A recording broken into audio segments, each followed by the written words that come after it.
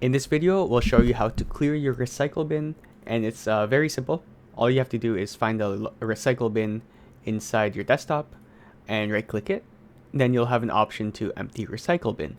So what I'll do, I'll actually open it first and I'll show you what it looks like inside. So when you right click it and empty the recycle bin, it will prompt you to want to delete everything inside there. Once you hit yes, you'll notice that it's empty and the trash bin is actually showing as empty.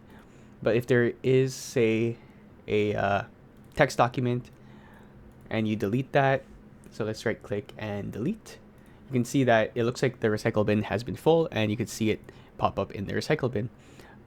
Another thing that you can do is delete the file from here, and then once you hit delete, it's also going to clear it out from this recycle bin. So it's just that simple.